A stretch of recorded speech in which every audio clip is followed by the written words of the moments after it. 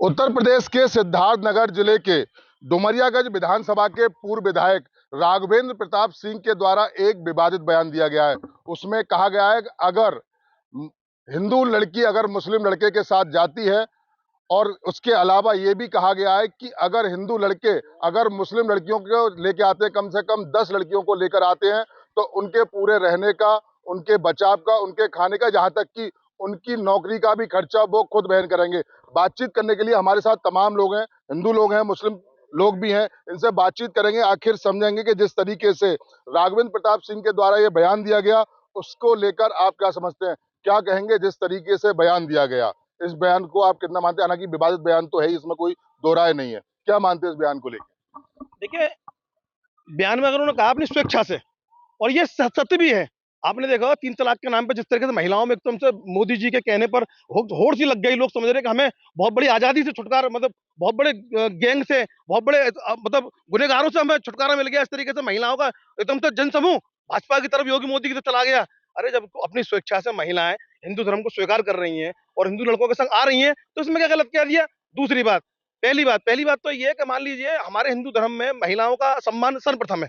सनातन धर्म में ये है, और उनके सम्मान से उन्हें भरपूर सम्मान अगर धर्म में मिलता है और अपनी स्वेच्छा से वो आती हैं, और एक भाई का कर्तव्य होता है कि अपनी बहन का पूरा सम्मान, पूरे देख रेख की हम जिम्मेदारी रखते हैं। जैसा आपने देखा होगा, हम दिवाली और दो भैया दो राखी में बनाते हैं। इस तरह की बहनें अगर हमारे यहाँ अपनी स्वेच्छा से आ रही हैं और हमारे भाइयों से शादी कर रही हैं, तो हम उनका पूरा समर्थन करते हैं। उसमें क्या गलत कह दिया? 10 लड़कियों को लाओ, हम पूरा खर्चा वहन करेंगे, और कहीं ना कहीं धार्मिक भावनाओं को भड़काने का काम नहीं किया जा रहा क्या? मैं आपसे फिर कह रहा हूँ, देखिए, धार्मिक भावना वहां आहित होती है जहां पर्टिकुलर व्यक्ति का नाम लेकर करते हैं। पर्टिकुलर कहाँ कह रहे हैं वो?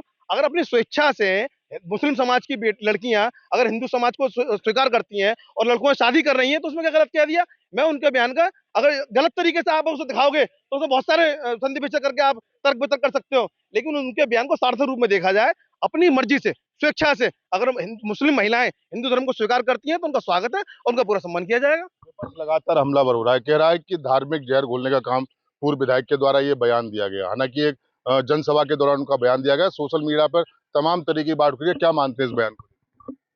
ये जो विपक्ष है इसका शुरू से काम ही ये रहा है सही बात को उल्टा तरीके से बोलना और उसको इस तरीके से बयानबाजी करना कि शहर का और देश का माहौल खराब हो।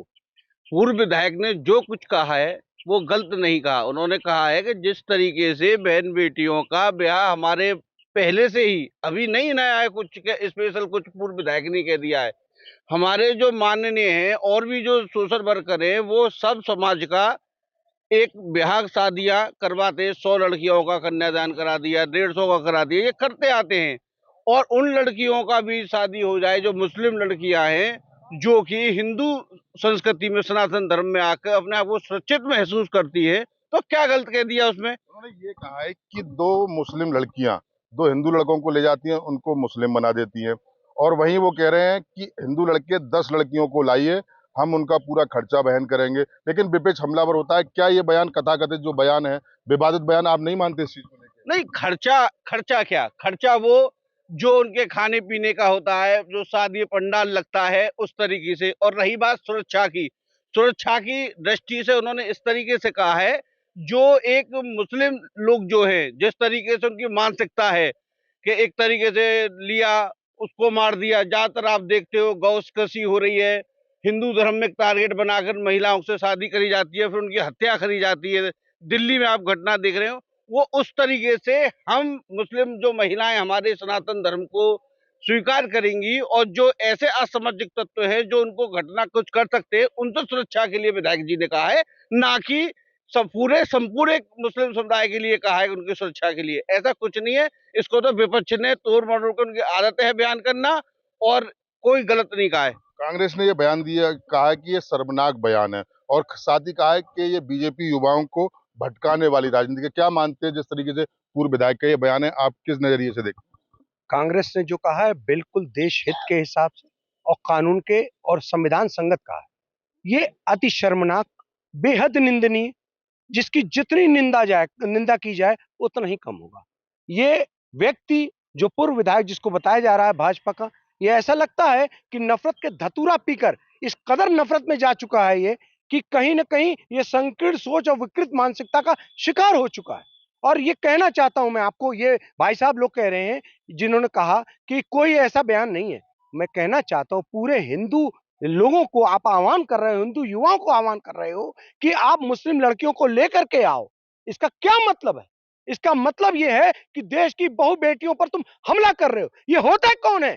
ये होते कौन है कि देश की बेटी, चाहे वो मुस्लिम की बेटी हो, चाहे हिंदू की बेटी हो, चाहे किसी भी धर्म की बेटी हो, वो देश की बेटी है। और देश की बेटी पर जब जब हमला होता है तो ये देश का युवा और देश का एक एक नागरिक खड़ा होता है ऐसे नाकारा निकम्मे विधायकों के खिलाफ, या कोई भी हो, क्योंकि देश की बेटी है। और अगर ये सब यूपी के अंदर हो रहा है, ऐसा लगता है यूपी के अंदर जंगल राज कायम है, संविधान की कोई जगह ही नहीं है, लोकतंत्र पर सीधा प्रहार चल रहा है। और ये यूपी में ही ऐसे शर्मनाक बयान दिए जा सकते हैं और अभी तक उस पर कोई कार्रवाई नहीं किया गया, उसे गिरफ्तार नहीं किया गया। ऐसे व्यक्ति का सामाजिक बहिष्कार होना चाहिए। ये देश के लिए हानिकारक व्यक्ति है।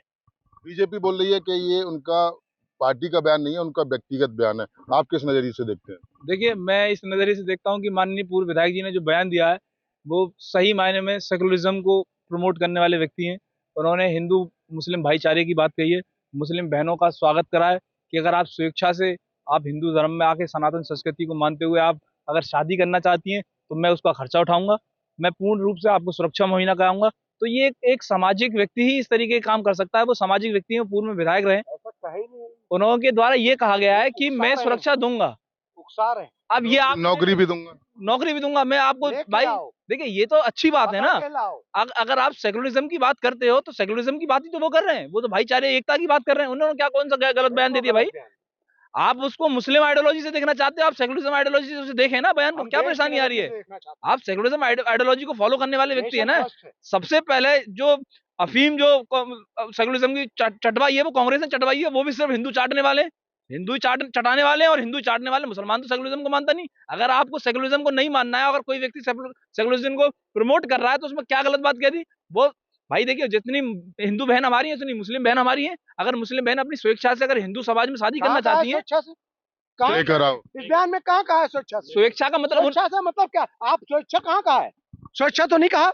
स्वेच्छा की बात कहाँ कही है? जब स्वेच्छा नहीं कहा तो स्वेच्छा का बहाना क्यों लिया? स्वेच्छा का आवेदन क्यों उड़ाया? समाजवादी पार्टी के गुंडे ये कहीं ना कहीं ये देश विरोधी बयान है। आज महिलाएं रोड पर निकल रही हैं, जा रही हैं। उस वक्त महिला निकल नहीं सकती थी। अलीगढ़ में ही जमीरुल्लाह विधायक ने कहा था ये कहीं ना मेरे घर कहीं पर है, ये करना चाहते हैं। ऐसा नफरती विधायक और एक एक करके देखिए, एक एक करके ले लेते हैं, एक एक करके ले। अभी मैं आ रहा हूँ आपके दर्शक आपकी बात ध्यान सुना भी आ रहा हूँ। क्या क्या मानते हैं इस तरीके के बयान को? देखिए, जिन हिंदू भाइयों को ये लग रहा है कि माननीय विधायक जी उनके हितैषी हैं, तो वो उनके हितैषी भी नहीं है। उन्हीं हिंदू भाइयों को मुसलमान का खून बताते हैं जाकर के वो।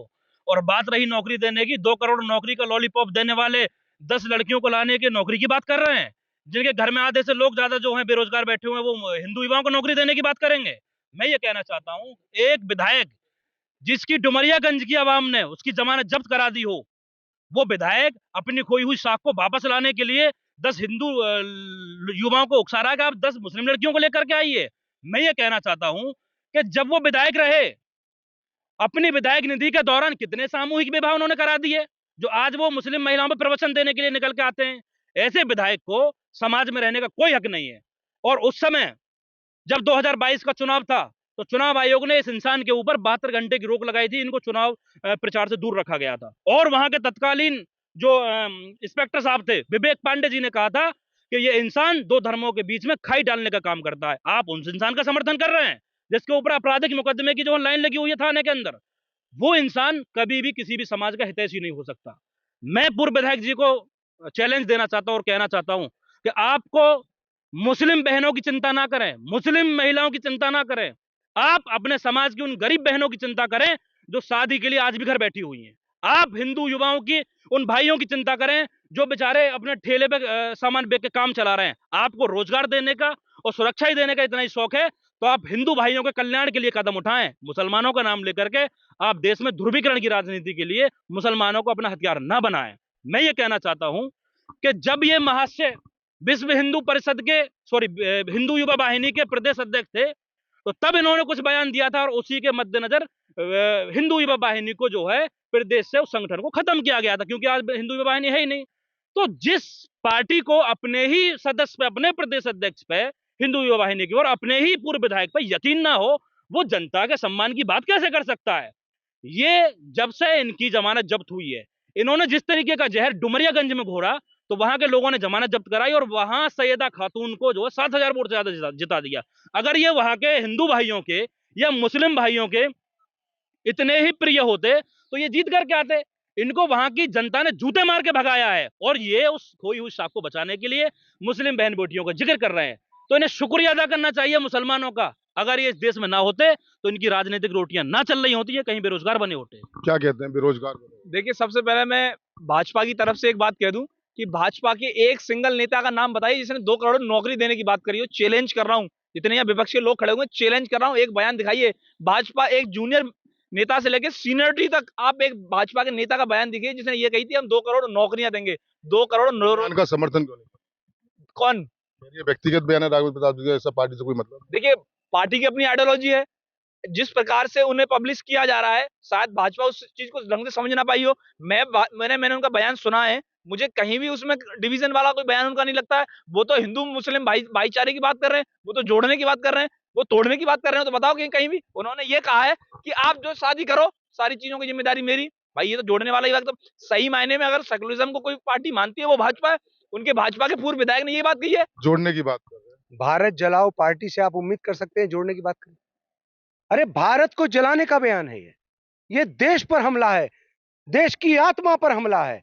एक ये पूरा का पूरा आप समझिए इस बात को, हर काम सलीके से बांट रखा। मैं भाजपा की तारीफ करना चाहता हूं, भाजपा की तारीफ इस नंद में देखिएगा, हर काम सलीके से बांट रखा है। किसे आग लगानी है, किसे आकर बुझाना है, सब कुछ इनका सिस्टमेटिक है। पहले आग लगाते हैं, दूसरा बुझाने आता है। अरे 2 करोड़ सालाना रोजगार भाजपाइयों ने नहीं कहा तो किसने कहा? 15 लाख रुपए देने की बात किसने की? इतने 100 स्मार्ट। अरे तुम्हारे पास कुछ नहीं है आज, इसीलिए तुम कभी बुरखे की बात करते हो, कभी हलाल की बात करते हो, कभी कुछ बात करते हो। तुम्हारे पास न शिक्षा है, न रोजगार है, न महंगाई है, न युवा है, न किसान है, न महिलाओं पर अत्याचार की बात है। तुम खत्म हो चुके हो, तुम खत्म हो चुके। भाजपा इस देश के लिए हानिकारक है, भाजपा इस देश के लिए हानिकारक है। हकीकत में सही बात ये है, भारत का कोई भी नागरिक भाजपा से ना खुश होता तो सरकार नहीं होती। सरकार है इसका मतलब सब नागरिक संतुष्ट है पार्टी से। बोलने के विधायक पर पहले काफी मुकदमे दर्ज हुए, जहर घोलने की बात करें, इसीलिए हार गए, तमाम तरीके की बात बोल रहे हैं। ये जिस पार्टी से बिलोंग करते हैं, ये उस पार्टी से बिलोंग करते हैं जो अपनी भैंस को पुलिस से ढूंढवाते थे, जो चोर अभी जमानत पे बाहर आया 4 दिन से, ये उस पार्टी के बिलोंग करते हैं और भाजपा पे आरोप लगाते हैं। भाजपा का काम रहा है सबका साथ, सबका विकास, उसके सिवा कुछ भी नहीं। क्या मानते? देखिए, एक आम आदमी के रोजगार से खिलवाड़ काम करना पूर्व मुख्यमंत्री श्री अखिलेश यादव का रहा है। नौकरियों में प्रमोशन आरक्षण खत्म करना, जितने भी जिले माननीय बहन जी ने महापुरुषों के नाम पर बनाए थे वो आज सब खत्म इन्होंने किए। सीधी बात नो बकवास। जिस संविधान की दुहाई देते हैं, संविधान की बात करो, संविधान को तार तार करने वाले अखिलेश यादव, उस संविधान को ना मानने वाली कांग्रेस पार्टी, और सबसे बड़ी बात ये विकास की बात करते हैं।